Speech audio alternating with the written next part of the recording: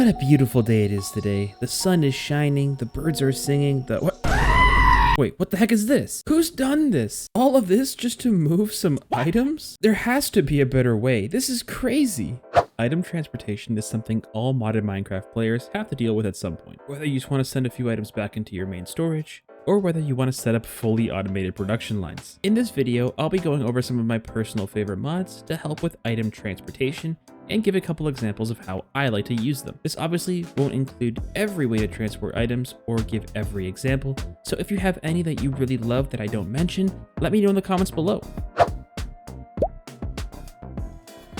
This right here is a modular router. Hello there. A modular router isn't really anything more than just a fancy looking box without anything inside of it. Inside of the router, there are three main sections. There's the modules section, the buffer section, and also the upgrade section, where you can add things like speed upgrades and stack upgrades. A very basic item transport system with modular routers might look something like this. A barrel on the left pulling the items, and a barrel on the right over here where it's sending items to. Inside here, we're going to place our puller module and make sure that we configure this to pull from the left-hand side. There are different sides you can choose over here, but the left side is where we're going to want. And once we put our stack of diamonds in here, we can see that all those diamonds are coming into the router now. Now, if we take a sender module and basically specify to send to the right, we'll see that all the diamonds are going out of the router into this barrel over here. And you can add more than one module in here for sending. Add another storage, say on top of the router here, we can basically specify it to send items to the top as well. You'll see that the items are still only going to the right. It's because modular routers operates on a priority system.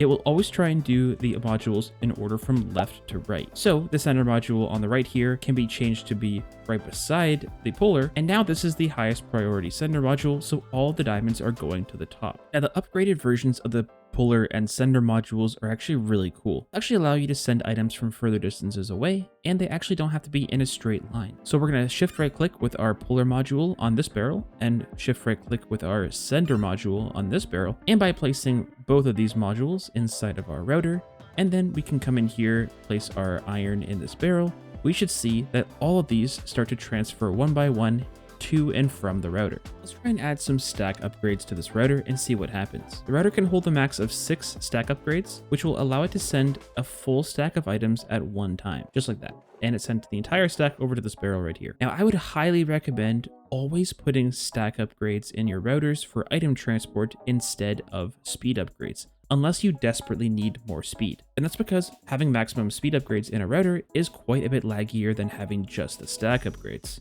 But let's demonstrate what it looks like if we put a maximum of 9 speed upgrades in here. You'll see how fast this actually transfers. One of my favorite modules from the entire mod is something called the distributor module. The distributor module allows you to have multiple outputs from one modular router. And there are actually two options that we can configure for this distributor module. We can have it either transfer out of the router or transfer into the router, where it's grabbing from multiple different locations. So in this case, for transferring out of the router, if we select all 3 of these drawers here, place that inside of our router, and then grab a quick puller module and select this drawer over here, we can put all the iron in this drawer here, and we'll see that it evenly distributes all of its items across all 3 of these drawers. Now we can change the settings in the distributor module to do different things. For example, we can have this do random, so it'll send the item to a random one of the valid outputs. So in this case, it's doing the middle one only. We can also have it do nearest first, where it's only sending items to this bottom drawer. We can also do furthest first, so the top drawer here is getting all the items. My personal favorite is keeping it on round robin, but it actually just depends on what you're using the distributor module for. As a demonstration using a bunch of different modules with the modular router, I've gone ahead and set up a mystical agriculture seed crafting setup, making use of a little bit of refined storage. In this crafter here, I have an iron seed recipe, which will basically send 4 iron, 4 tertium, and 1 prosperity seed into the barrel, which will then be grabbed by this modular router.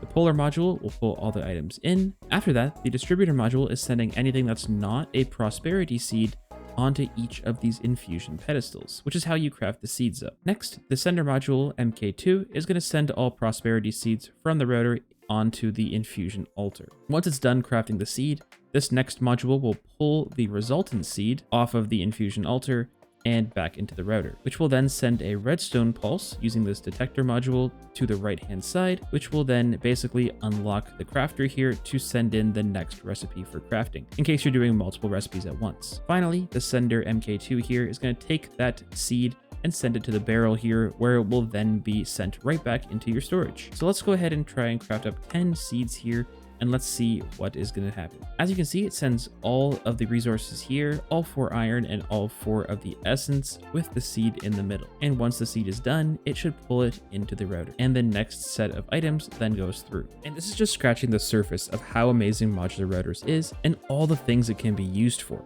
This is just one example, but feel free to apply this to whatever you're going to be working on in your world.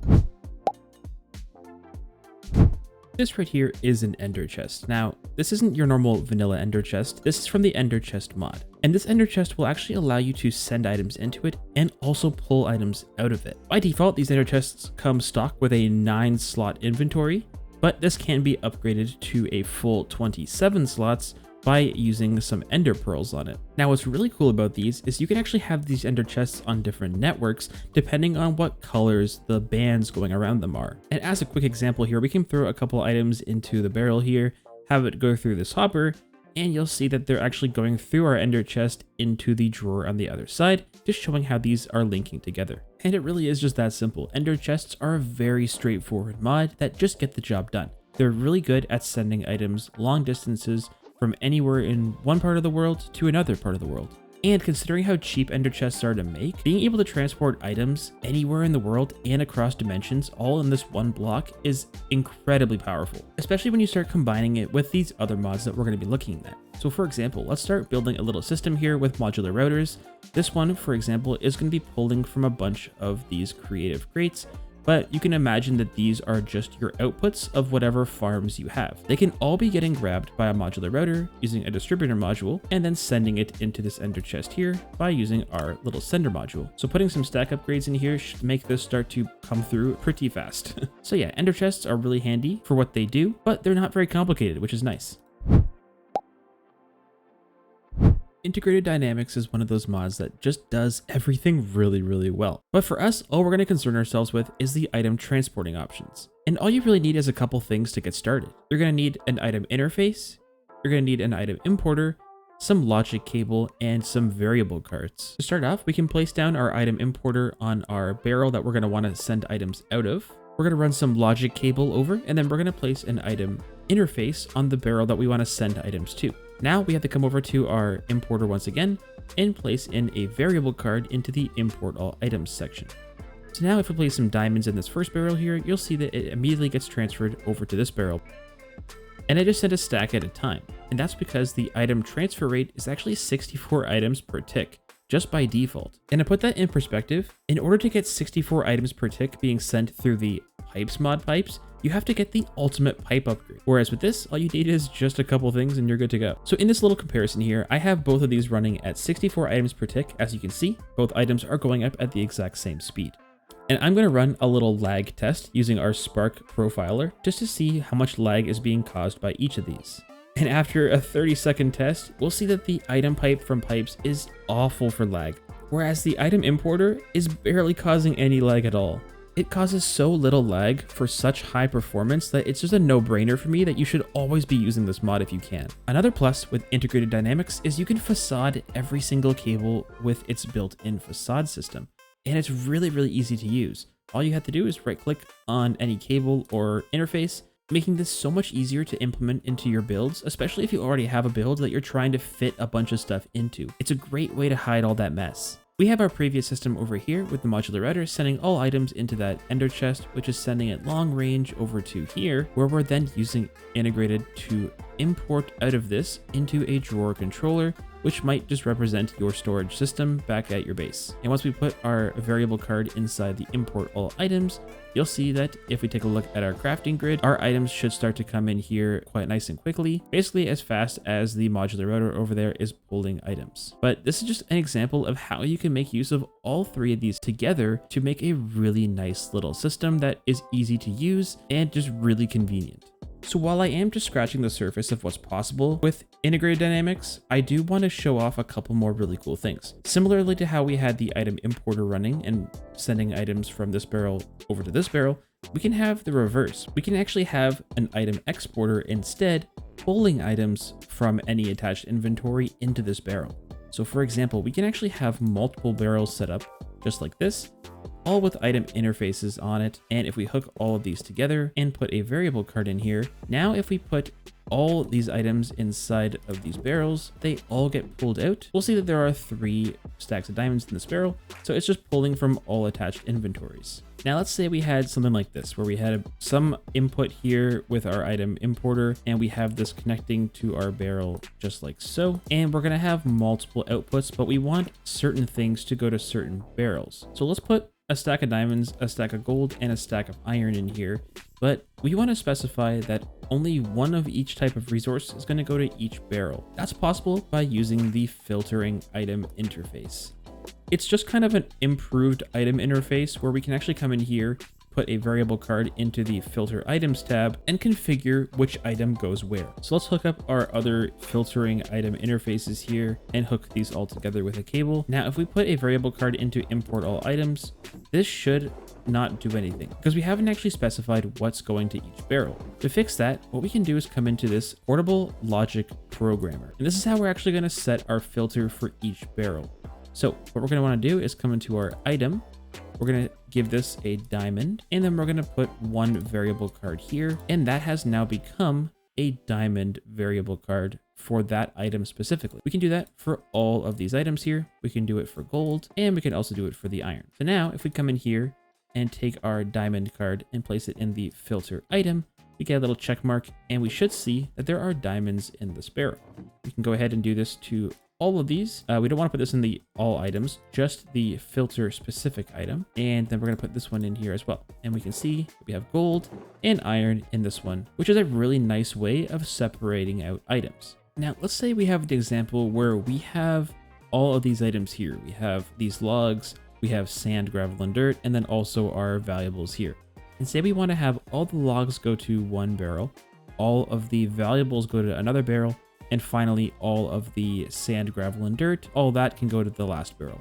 How would we actually go ahead and do that? Because we need more than one item listed in here. Now, making a list in integrated is pretty easy. All you have to do is make sure we have a variable card in here. Scroll down till you'll see the list button. And under items here, we're going to want to hit the plus button, and we're going to want to keep adding our items just like this to our filter till we have all 3 like that. Now we can grab this out of here. This will have all that data already in there, and we can place this down inside of the filter items tab. So now if we come in here and place all 3 of these all went to this one barrel. Now, the only real issue I have with the filtering from integrated is they're not the easiest to reconfigure once they've already been set. It actually won't show us this list once we put it in here. You'd think that we'd be able to come in here and also modify the list from here, but once it's been applied to the variable card, it is no longer modifiable. You can't remove items from this list. And that might be a little bit annoying if you're setting up a system that might have things kind of added to the filter as you go. So in that case, having a different option might be the solution.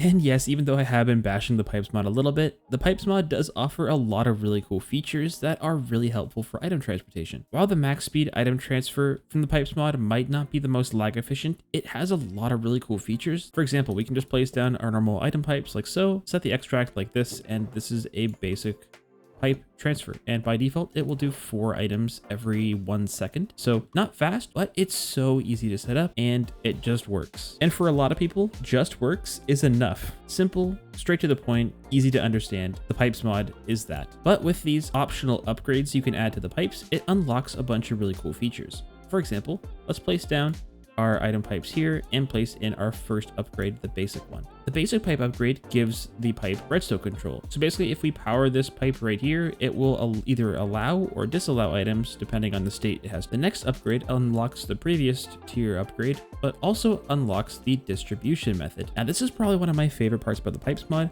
It makes things like round robining super easy and super intuitive. So for example, if we just come in here and select round robin, it will split the outputs between all 3 of these barrels. Next up, our advanced pipe upgrade here. If we add this tier, this will actually allow us to start filtering items. And I think this is probably the Pipez mod's strongest feature set. It makes it very simple to set up a whitelist. All you have to do is basically shift right click with an item that you have in your inventory, and you can add it to the whitelist just like so. And now we can scroll through our list and see it. And then we can also change this to be a blacklist. The list creation tool in Pipez is very good. But apart from this, adding the final and ultimate pipe upgrade to this doesn't actually add any more features, it just increases the speed. And as we saw before, having the ultimate pipe upgrade is very, very laggy. It's really not a good idea to have multiples of these ultimate pipe upgrades running, but odds are you don't actually need anything running that fast. But if you do need item speeds like that, I would highly recommend using integrated dynamics over the Pipez mod. Well, there you go. Those are some of my favorite mods to help with item transport, and I hope this video was a huge help to you and gave you some ideas for your own worlds. Now, obviously this was a pretty short list because I just picked some of my favorites and how I like to use them, but if you do want to see some more, definitely let me know in the comments. But yeah, if you do want to see a more detailed video on maybe some storage options and some storage mods, let me know in the comments down below. I would love to make another video like this again if people love to see it. But if you are still having some issues with your item transport system in your own world and you need some suggestions or feedback, definitely head over to Discord. I love to help with this kind of stuff, so if you need help, head on over there. But that's it from me, everybody. I hope you'll have a good one, and we'll catch you in the next video. Bye!